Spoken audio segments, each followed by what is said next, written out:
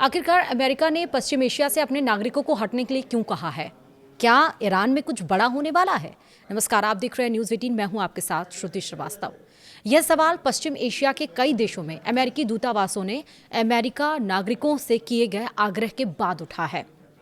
दरअसल इसमें अमेरिका ने कहा है कि पश्चिम एशिया में रह रहे उसके नागरिक इस क्षेत्र से निकलने पर विचार करें।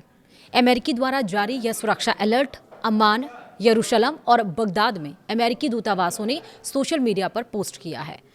इसमें कहा गया है कि अगर हालात बिगड़ते हैं तो अमेरिकी नागरिकों को इन क्षेत्रों से निकलने के लिए तैयार रहना चाहिए।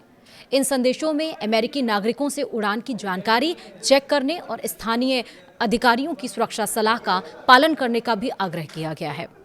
ट्रंप ने बोला है कि हम इतने हमले करेंगे कि दरअसल अलर्ट में कहा गया है कि मध्य पूर्व में वर्तमान में मौजूदा अमेरिकियों को सतर्क और ज़्यादा चौकस रहने के लिए चाहिए। उन्हें फ्लाइट रद्द होने, समय समय पर हवाई क्षेत्र बंद होने और संभावित यात्रा में व्यवधान के लिए तैयार रहना चाहिए। यह अलर्ट ऐसे समय जारी हुआ है जब अमेरिका और ईरान ने हफ्ते भर के युद्ध विराम के बाद फिर से हमला शुरू कर दिया। इस बीच अमेरिकी राष्ट्रपति डोनाल्ड ट्रंप ने ईरान पर और अधिक सैन्य हमले करने की चेतावनी दी है। वहीं अमेरिका रणनीतिक रूप से महत्वपूर्ण हॉर्मुज़ को फिर से खुलवाने के लिए दबाव बना रहा है।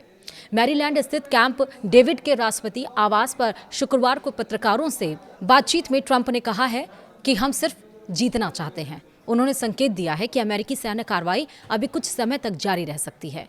ये भी कहा कि अमेरिका ईरान पर बहुत कड़ा प्रहार करेगा। एक समय ऐसा आएगा जब वे कहेंगे कि अब हम और नहीं झेल सकते।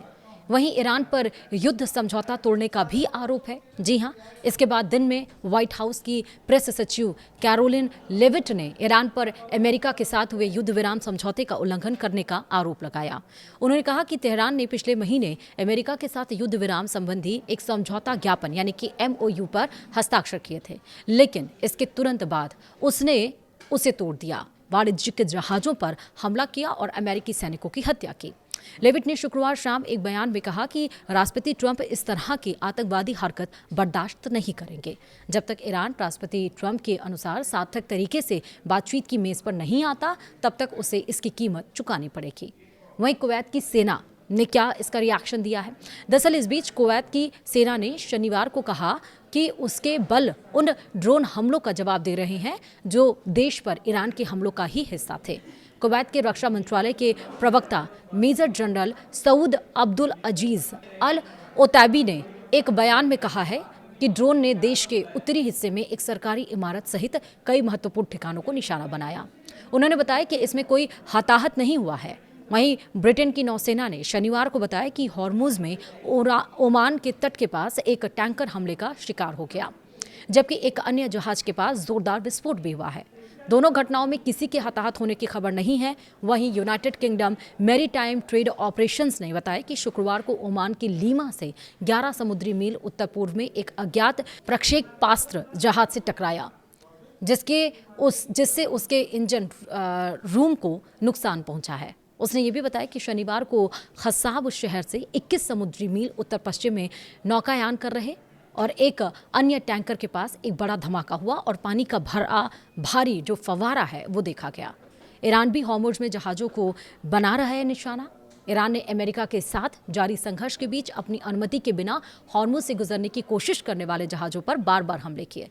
पश्चिम एशिया में क्षेत्रीय तनाव की एक और घटना में हमास के हथियार डालने पर सहमत होने के बाद भी गजा पर इजरायल के हमले जारी हैं। स्थानीय स्वास्थ्य अधिकारियों के अनुसार शुक्रवार रात इजरायल द्वारा किए गए भीषण हमलों में मध्य गजा में कम से कम 2 लोगों की मौत हो गई और दर्जनों लोग घायल हो गए। ये हमले हमास द्वारा शुक्रवार को इस बात की पुष्टि करने के बाद हुए हैं कि वह हथियार डाल देगा। वहीं गजा युद्ध को समाप्त करने की दिशा में इसे एक बड़ी सफलता माना जा रहा है। हालांकि अब भी कई बड़ी रुकावटें बनी हुई हैं। फिलहाल वीडियो में इतना ही। नमस्कार।